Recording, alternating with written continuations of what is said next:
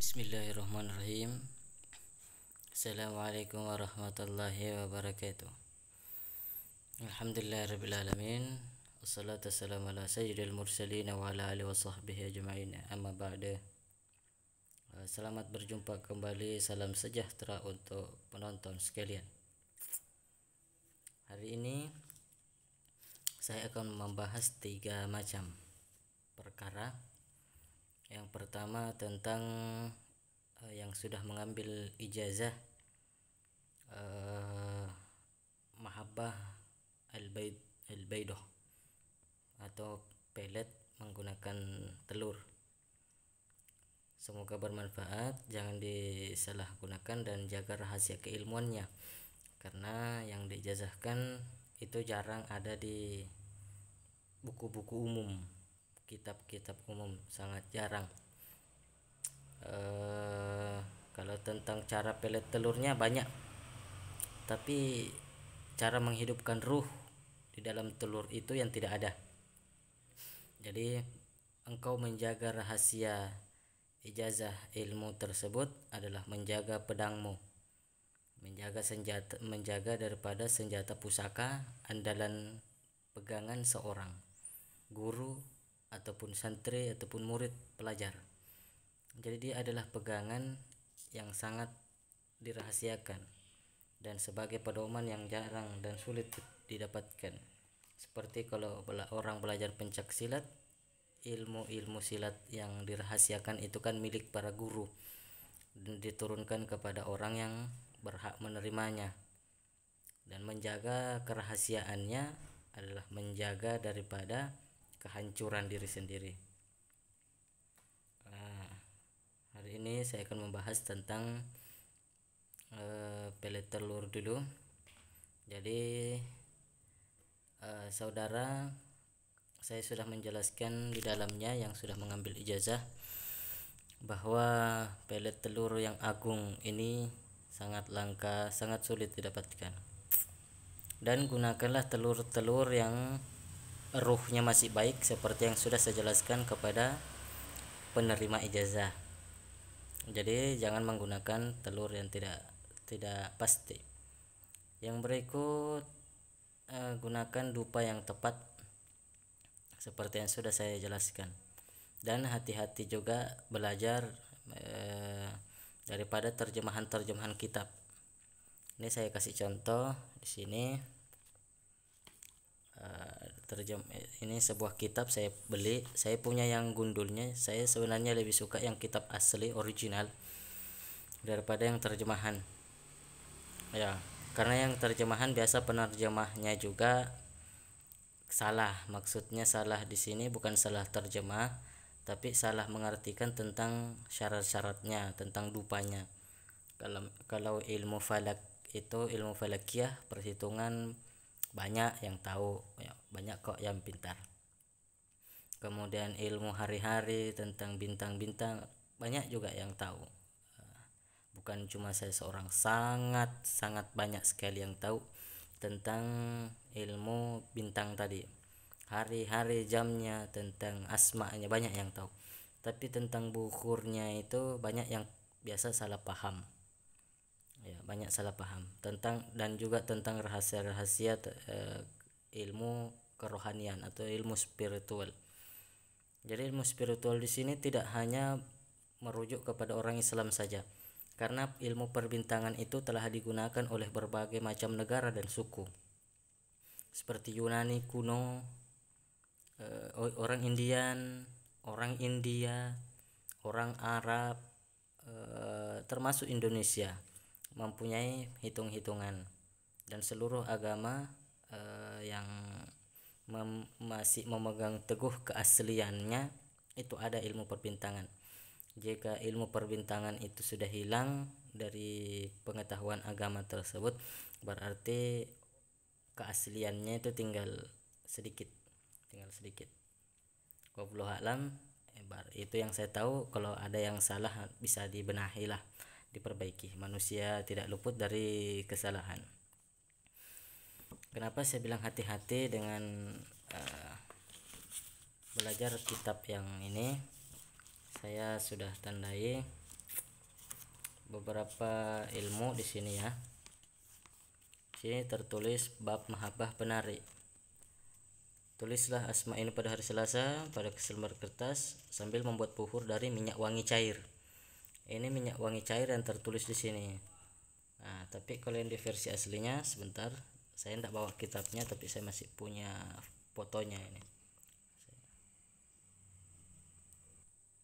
Ya, oke, di sini tertulis buhurnya membuat buhur dari minyak wangi cair. Sedangkan di versi aslinya ya'mal mengamalkannya yaumis salasa, hari Selasa ya sama. Dengan wal bukhur mi'ah sa'ilah. Nah, kan beda.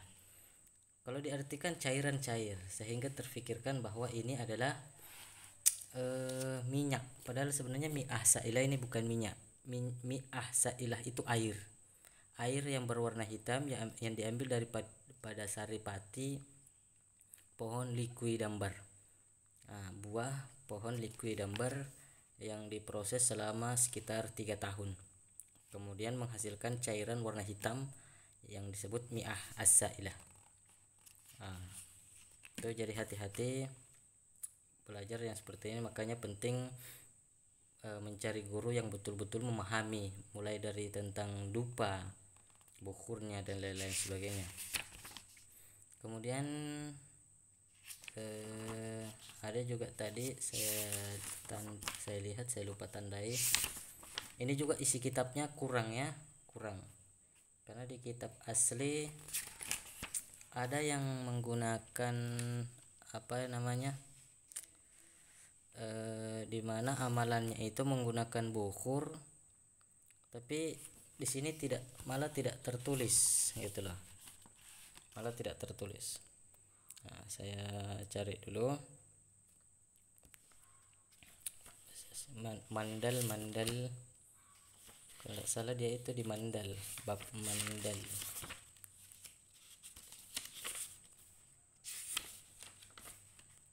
Ismul jalalah, doa isim jalalah,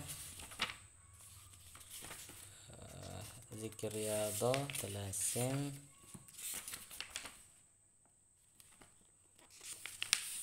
tosas. Mana mandal ini, kok tak ada ini?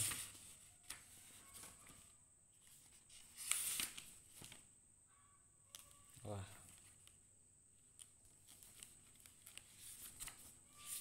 seharusnya dia di sini. Nah, ini. Oh ini, kok malah mindil di sini ya? Sini tertulis penjelasannya, siapkan telur yang masih baru. Nah, sini sebenarnya telur yang masih baru ini, kalau di sini di kitab aslinya anta khuzu baydo dajajatu bintu yaumaha. Apa itu telur bintu yaumaha? Telur bintu yaumaha adalah telur yang baru keluar, seperti itu. Bukan baru ini baru dibeli atau apa, tapi baru keluar ya. Kenapa harus menggunakan telur yang baru keluar? Karena kalau pakai telur lain ya, selama dipastikan telur itu ruhnya masih hidup, seperti yang saya sudah jelaskan kepada yang mengambil ijazah ilmu telur, yang pastinya saya akan menjelaskan tentang telur-telurnya yang dimana tidak dijelaskan di kitab-kitab. Nah, biarkan kuningnya dan tulis asma ini, kemudian bacakan 70 kali khotam yang ditulis pada telur. Tapi di sini tertulis di sini wal bukhur jawi tanasir. Jawi tanasuri. Nanti saya jawi tanasuri ini ada dua pendapat. Jawi tanasuri pertama adalah dupa jawi, buhur jawi yang ada di pasar, bulat-bulat kayak telur dalam wadah-wadah. Itu versi pertama. Sampai di Maroko juga sama, Mesir juga sama pengetahuannya. Yang kedua versinya mengatakan bahwa jawi tanasuri itu jawi kemenyan yang datang dari Jawa.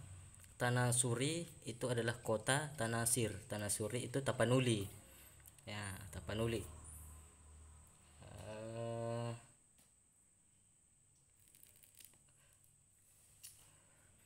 Kalau di Arab sekarang saya agak lupa terkenalnya apa itu. Kemenyan Jawa, saya pokoknya ada itu, ada namanya. Tapi kalau di dalam ilmu rohani tanah suri. Jadi itu kemenyan Tapanuli. Maksudnya kemenyan yang masih murni betul, kemenyan madu yang masih asli, betul-betul asli murni, bukan yang kemenyan Jawa yang warnanya ada putih dan lain sebagainya. Yang betul-betul murni. Nah, seperti itu. Di sini jelaskan pakai kemenyan, di sini tidak. Nah, kan? Jadi lebih baik memang mengambil ijazah yang murni gitu. Karena biasa seperti ini kurang ya, banyak sekali kurangnya. Mi'ah sa'ila diartikan sebagai minyak wangi cair. Padahal mi'ah sa'ila adalah air biasa, air air yang diproses 3 tahun lamanya. Dia warnanya hitam. Di Indonesia tidak ada yang jual sih. Pernah ada yang jual tapi stoknya tidak ada lagi. Mungkin karena impor terbatas. Seperti itu ya kurang lebihnya.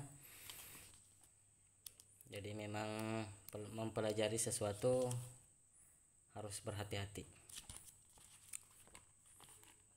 Yang berikut saya jelaskan, ada yang minta penjelasan tentang takrut. Ini dia takrut payasea. Payasea kalau di Indonesia kan adalah siluman harimau. Ya, jimat siluman harimau atau kodam harimau.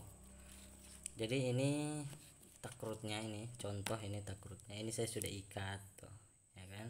Saya sudah kasih rajah di dalam sama kulit harimaunya di sini. Jadi saya anyam. Nah, ini bulu hitamnya itu masih kelihatan. Ini jimat ini sebenarnya hanya beda bahasa saja di tempat-tempat negara lain, sama beda rajah ditulisnya itu. Ini saya sudah pisah dua versi. Ini yang hikmah, ini yang Thailand, Khmer ya. Tinggian mana tetap tinggian ini, karena sebenarnya dua-duanya tinggi, cuma masih lebih tinggi ini lagi. Kurang lebihnya seperti itu. Pembawaan takrut harimau yang ini, kalau tidak punya asma pendingin, itu bawaannya kalau orang tidak biasa kendalikan amarah bahaya. Sedikit menganggap orang lain itu remeh. Jadi sebaiknya punya pendingin, asma pendingin atau azimat pendingin. Ya, yang pendingin itu kalau yang Thailand kayak somdet ya. Kemudian takrut hateo ya. Takrut hateo itu dingin. Ini banyak yang terkenal itu dari Wat Bang Pra. Liannya juga ini yang terkenal di Wat Bang Pra. Kuru suku, ru suku ku, suku kuru, kuru su. Seperti itu mantranya dia. Tamatang bekas sento tua ku ke payak ko sata aha payak koja wirya imang kata maha iti ham hum dan seterusnya. Kalau ini versinya kan versi yang hikmah, nanti dia ada digulung lagi di dalam baru dibuat seperti ini. Cuma stoknya sementara habis kosong. Ini kulitnya masih ada tapi takrut tengahnya habis, terus benang ininya juga habis. Menganyamnya juga lama, ini capek ini supaya dia bisa seperti ini ya, rumit juga menganyamnya, ini lama sekali. Kemudian untuk amulet lain, ada yang pernah minta review tapi stoknya juga habis. Amulet namanya amulet VV ya, saya posting seperti itu. Sebenarnya itu amulet Ioni. VV itu kan bahasa Sulawesi, yang dikenal di Sulawesi sebenarnya. Ya, tidak enak lah untuk disebutkan. Barangkali paham ya, kalau sebut Yoni itu paham lah. Kurang lebihnya seperti itu. Itu manfaatnya selain untuk harmonisan, bisa untuk pelarisan, bisa juga untuk ngerjain ya, tidak untuk bernakal-nakalan, cuma sekedar ngerjain. Jadi si anu itu birahi tapi kita nggak pakai, ya, semacam pelintir merica begitu. Kemudian bahannya itu dari 108 bubuk, namanya 108 putakun. Ya, ada banyak versi yang pernah saya buat. Ada yang menggunakan naman tape ramjuan mix naman prai, ada yang takrut ya. Yang pastinya yang versi ada minyaknya itu yang lebih tinggi. Sayangnya stoknya habis, berikut bumbunya itu juga kosong. 108 putakun juga tidak ada stoknya, karena mengumpulkan bubuknya itu susah. Ada sih sedikit di kampung, saya ndak bawa ya, kalau mau dibikin amulet paling jadinya berapa biji, itu sedikit sekali. Saya simpan-simpan karena saya mau nanti mau ke hutan dulu untuk mencari lagi lah bumbunya ya. Untuk malam ini sekian dulu yang bisa saya jelaskan. Insyaallah lanjut kepada bab tentang ilmu kasyaf ya. Assalamualaikum warahmatullahi wabarakatuh. Selamat malam dan salam sejahtera, berjumpa kembali.